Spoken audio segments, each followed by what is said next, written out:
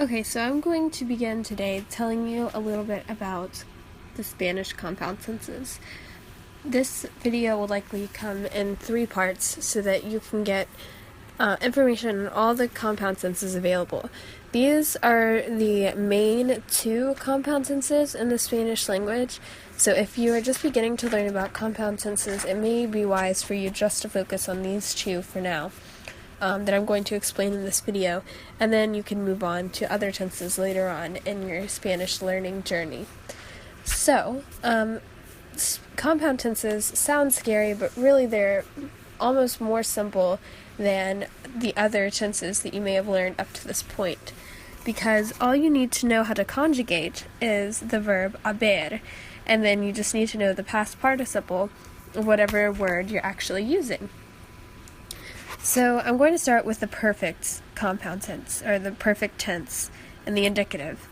So to conjugate into the compound tense, all you need to know how to conjugate is the verb haber in the present tense. So this is how you conjugate the verb haber in the present tense, and it's yo he, tú has, él ha, nosotros hemos, vosotros habéis, and ellos han. So if you don't know this, please write this down now and practice it so you can memorize it.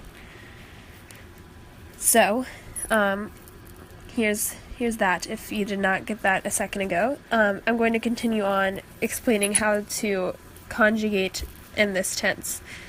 So, for AR verbs, you simply take the correct form of the verb haber and add the past participle. So the past participle of a verb is found by doing this. So with any AR verb that you have, you just remove the AR from the infinitive and add ADO.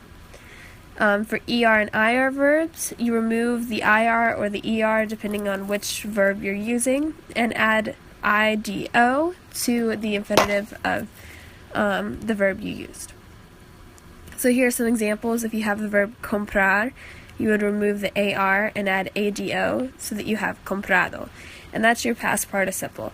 So whenever you want to conjugate in the perfect tense, you simply choose whichever one of these words that is applicable and then add comprado, or the past participle to the end. So comprado would be what you would add if you were doing comprar.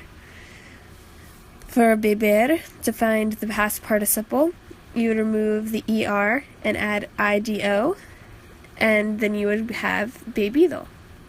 So once again, if you're conjugating in the perfect tense for beber, you would simply use whichever form of this you're looking for. So let's say you're conjugating and you're talking about tú, you'd say tú has bebido. Or if it was ellos, you'd say ellos han bebido. There are some irregular past participles, however, so you should probably keep these in mind. These are some of the most used irregular ones, so be sure to write these down and memorize them. For abrir, instead of simply subtracting the IR and adding IDO, you would use abierto.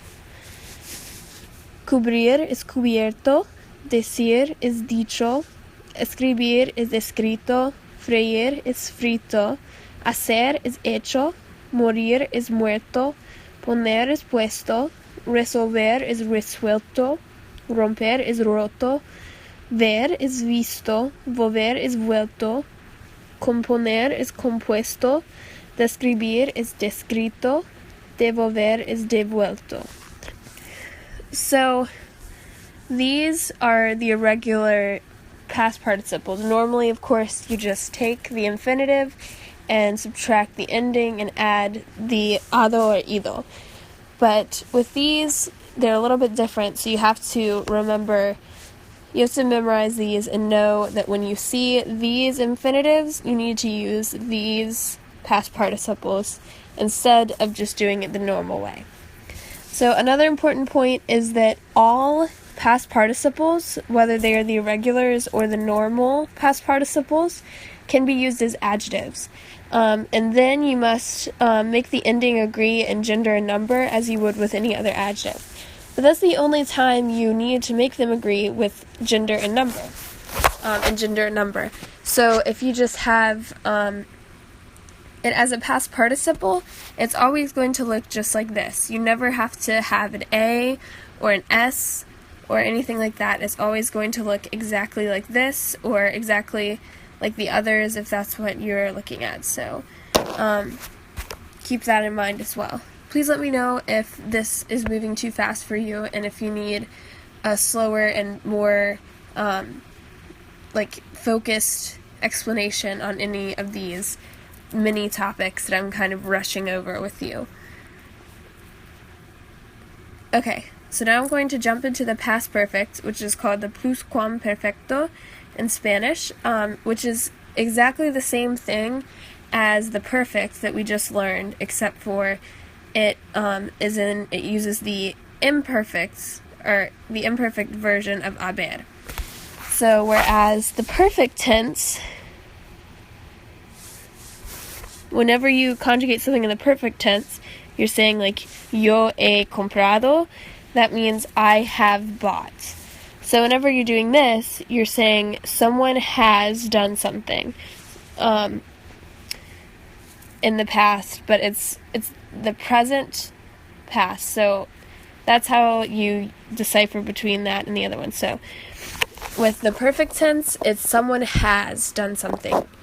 You either use has or have, and that is how you would translate that directly into English.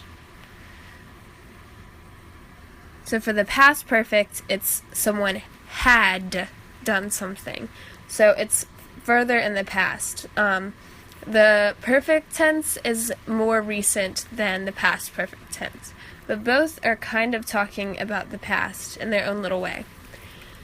So to form the past perfect tense, you use the imperfect, you conjugate haber in the imperfect tense. So yo había, tú habías, él había, nosotros habíamos, vosotros habíais, and ellos habían. So be sure to write this down if you don't already know it, so that you can remember it in the future. So here are some examples, and I mixed in both the normal perfect and the past perfect. So I'm going to start with, this is just the perfect tense up here. So yo he abierto la puerta. So this means I have opened the door. So he is have, because that's the present tense of the form of haber. So it would be like the present tense of the verb to have in English. Tú has bebido agua. You have drank water, or drinking. I'm not sure which one is correct in English, but once again, this is the present tense, so it would be in the perfect tense. This together is the perfect tense, and this is the perfect tense, and this is the perfect tense, because all of these are in the present. So, él ha descubierto algo. He has discovered something. Nosotros hemos dicho este. We have said that. Nosotros habíamos comprado ropa. So this is where it goes to the past perfect, the pluscuamperfecto. We had, past tense, comprado ropa. So we had bought clothing. I apologize. I went into Spanish. Vosotros habíais hecho todo. So you all had done everything, or made everything. So once again, these are past, so it would be the past perfect here. Ellos habían vuelto. They had returned. Okay, so here's a quick practice. You should write down this list and try to conjugate them in the form that's written. I apologize, this is English, and then I think the rest of this is all Spanish.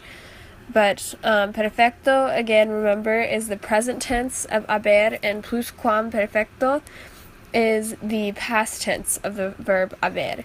So conjugate these in the tenses listed beside them and use these subjects in parentheses, and then I will reveal the answers. So pause the video here. Okay, I'm going to reveal the answers now. Okay, so in the past perfect, which is the pluscuamperfecto,